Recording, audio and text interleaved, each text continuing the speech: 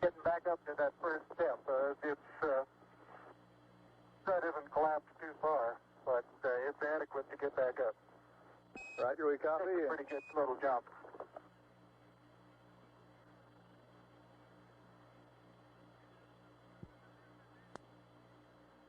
Okay, Neil, we can see you coming down the ladder now. Neil, we can see you coming.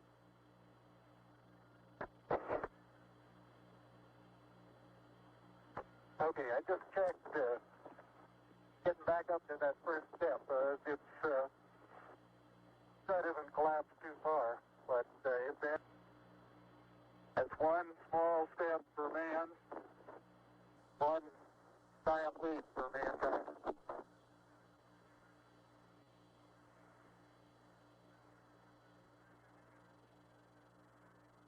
It was the fall of 1969. During summer break, we watched the first moon landing along with the rest of the world. I was a student in aerospace engineering at the University of Illinois. My interest in spaceflight began with the Walt Disney animations in the early 50s and was cemented while I followed the American launching of Explorer 1 in January of 1958. Excitement was high on the engineering campus about the next moon landings. Could we find a way to be at the next launch? I was president-elect of the student AIAA chapter and proposed as part of that year's activities that we get to a Saturn V launch. Other members of the chapter leadership were as excited as I, and I soon had a half-dozen volunteers to help organize this trip. One knew a congressman from the St. Louis area. She got us enough VIP passes for the launch, with additional passes for the 3 flight crew and 2 cabin attendants. Another arranged for transportation. He found out that the university had just been given a retired United Airlines DC-6 to use for transporting our athletic teams. This fit into our budget. $69 was our final cost. Another arranged for lodging at the Florida Institute of Technology, which graciously allowed us to use the visiting team's dorm at no cost. Another took care of finances and sign-ups. If you are one of the ones involved in this trip planning, please leave me a comment and I will include you in a later revision. Of course, members of AIAA had first option on seats. Then our friends. I got to bring along my girlfriend Rita, who is now my wife. The launch was scheduled for Saturday. We took off at dawn on Thursday. I was surprised that the crew flew at only 13,000 feet.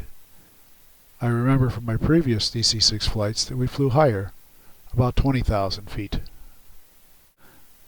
They must have been saving the engines and pressurization equipment on this older airplane, and as long as the air was smooth, our view was better.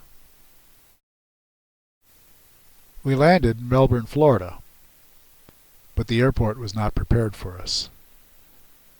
Airline service here was now with DC-9s and 737s that had integral air stairs for deplaning. Our DC-6B door was high off the ground.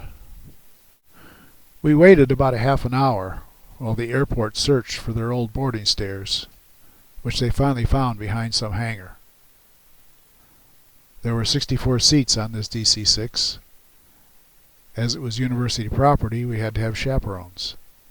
So Professor Zach and Arthur Chamberlain were accommodated.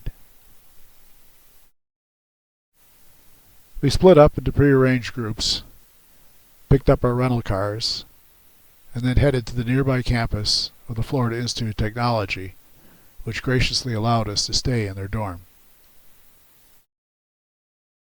Then we headed to the Cape. Our VIP passes included a guided tour of the Cape Kennedy complex. Here is the launch site of the United States' first satellite using a Redstone Jupiter-C, which in 1958 ignited my interest in space. Our tour next took us inside the vehicle assembly building. Note the cars at the base of the building. This building is huge. Apollo 14 was just starting to be assembled. Then we headed out to the launch pad. Along the way, we passed an empty Pad 39B, which had been used for Apollo 10. And there it was, all set, ready to go. Apollo 13's Saturn V. On Friday, we came back and explored the visitor center and its rocket display. I pointed out to my girlfriend Rita all the earlier manned rockets: Mercury Redstone, Mercury Atlas, Gemini Titan, all getting successively larger. Then we walked over to the Saturn V engine on display. She looked at that one huge engine, then back at the earlier, smaller rockets, and commented, "No wonder they're going to the moon." Launch day. The gantry has been rolled back, exposing the Saturn V. We are 3 miles away and waiting. The launch day crowd. I walked all the way up front to the ropes. Looking back, we see the grandstands where we could have sat. We saw Willy Brandt sitting there with Spiro Agnew. The following launch sequence is in real time. T-7 at ignition. Here we go.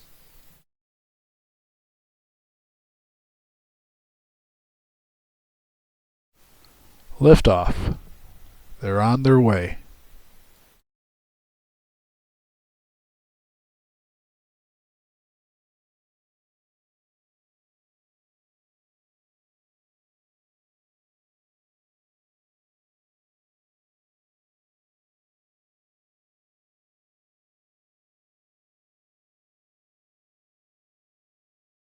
Awesome! The sound, the vibration, the pride in our country's work. The closest I have felt to another Saturn V launch was standing about 200 feet away from a turbojet-powered business jet that was just starting its takeoff roll. This was a trip that we're going to remember all our lives. Yes, we did get to spend some time on Melbourne Beach too. However, the university's president wanted the plane on Sunday, so we had to fly back that Saturday night. I don't remember what time we landed. I think we were all still in orbit from all the excitement. What a shock the next day when the explosion aborted the landing. But that's the story for the Apollo 13 movie.